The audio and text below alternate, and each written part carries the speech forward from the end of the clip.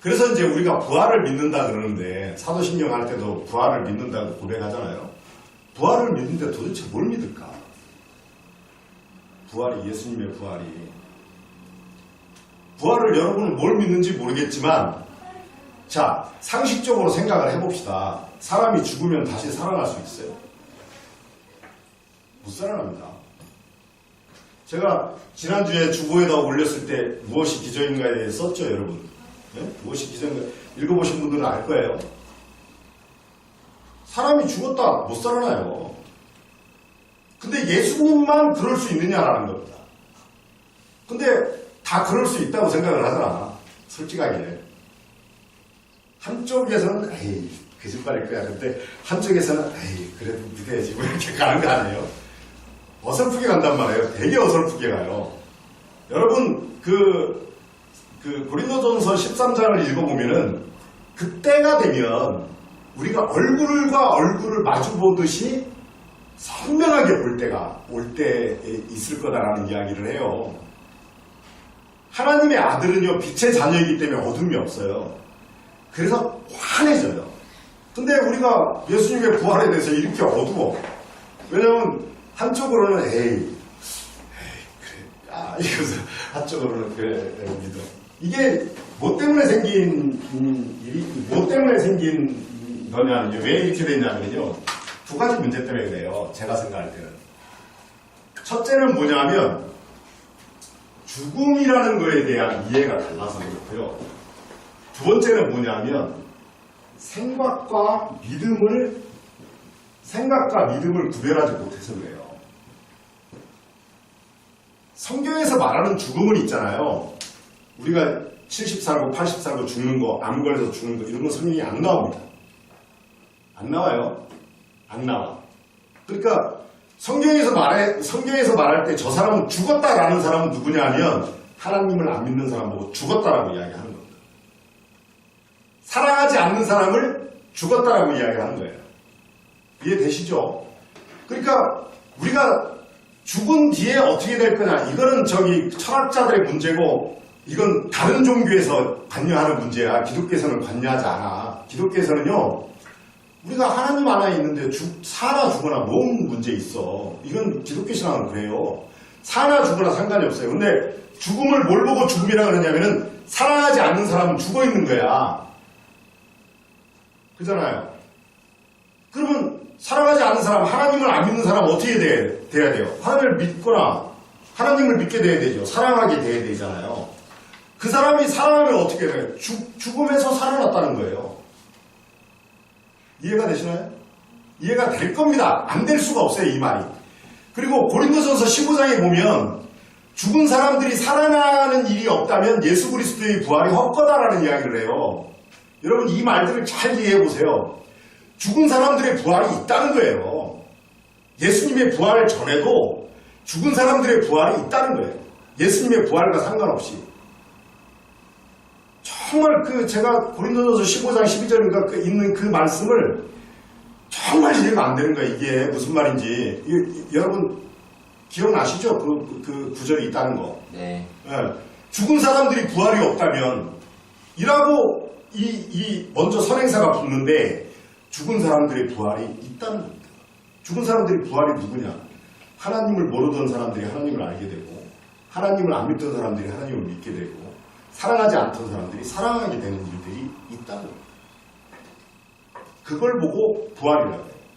그래서 예수님을 성경에는 어떻게 표현이 되어 있냐면은 예수님을 하나님께서 죽음에서 건지셨다라고 표현이 되어 있어요. 그러면 죽음에서 건졌다라는 건 뭐예요? 세상이 전부 다 죄악의 창고래. 소돔과 고모라야. 사랑하는 사람이 한 사람도 없어. 이 바울 같은 경우는 의인은 한 사람도 없다 그래. 그래서 이 죄악된 세상 속에서 예수님을 빼냈다는 말이에요. 빼냈다라는 말. 그게 부활입니다. 그러면 우리가 부활을 믿는다 그럴 때 시체가 벌떡 일어나는 거 이런 거는 기독교에서 믿지 않아요. 시체가 벌떡 일어나는 거하고는 부활하고는 사랑하지 않던 사람이 사랑하게 되는 일하고는 아무런 관계가 없어요. 미안하지만. 그래도 믿는다. 신기하게. 그러면 이게 믿음이라는 생각과 믿음이 뭐가 다르냐면, 여러분, 이게 믿음이라는 단어를, 현대인들이 믿음이라는 단어를 왜 생각이라고 쓰게 됐는지 저는 잘 모르겠어요. 근데 믿음과 생각은 다른 이야기입니다. 믿는 도끼에 발등 찍힌다 그러죠? 거기에서 믿는 도끼의 발등이 왜 찍히는 줄 아세요? 거기에서 믿는 도끼가, 거기에서 믿는이라는 단어가 믿는 게 아니고 생각이에요. 제가 나한테 돈을 500만 원 빌려갔는데 나는 갚을 걸로 생각을 하는 거지. 믿는 게 아니에요. 생각을 하는 거지. 그건 믿음하고 전혀 다른 이야기예요. 그러잖아요. 우리가 내 자식을 믿는다 그럴 때 뭘 믿어요? 잘 몰라요? 뭘 믿는지. 자식 믿잖아. 안 믿어요? 신랑 안 믿어? 신랑 안 믿나?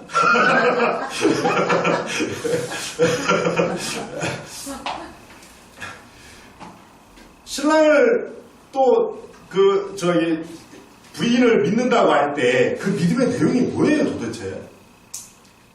사실은 그 믿음의 내용은 너무나도 깊이 입어가지고 잘 설명하기가 어려워요. 집을 안 따라가는 믿음. 집을 안 따른다는 믿음.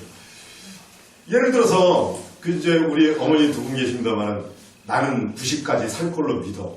그건 믿음이 아니에요. 나는 90까지 살 걸로 생각해 그런데요. 그건 생각이에요, 생각.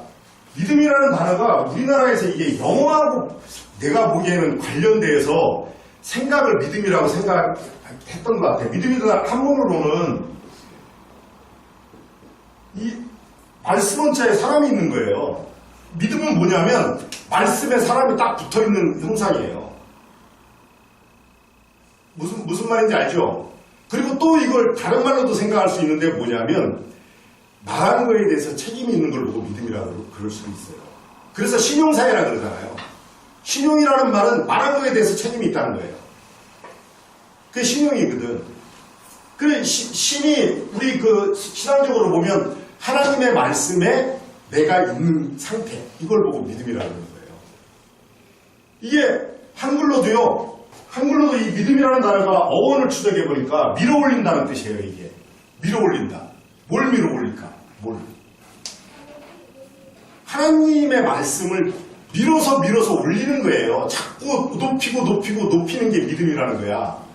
그러니까 하나님을 영광스럽게 하는 거를. 그래서 이게 믿음이라는 게 우리가 밑이라는 말도 위아래 할 때 밑이라는 단어를 쓰잖아요.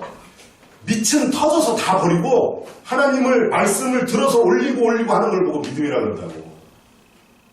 그리고 우리들의 생각이라는 것은 믿음하고 아무런 관계없어요. 나는 우리 아들이 유건이가 서울대에 합격할 거를 믿는다. 이런 단어는 원래 성립이 안 돼요. 생각한다. 나는 서울대에 합격할 걸 생각한다. 그 생각은 무조건 틀리게 돼요. 자, 그래서 부활에 대해서 우리가 뭘 잘못 생각하고 있냐면은 예수님께서 보세요. 동정녀 탄생도 언젠가는 또 한번 이야기를 하겠지만 예수님께서 동정녀에게서 탄생했다는 것을 나는 믿는다? No. 생각한다. 아니 그렇게 나는 생각해 그러면 되죠. 왜냐면 생각이라는 건 맞을 수도 있고 틀릴 수도 있잖아. 그리고 뭐 이야기하고 싶은 있으면 하세요. 믿는다고 하면은 조금 더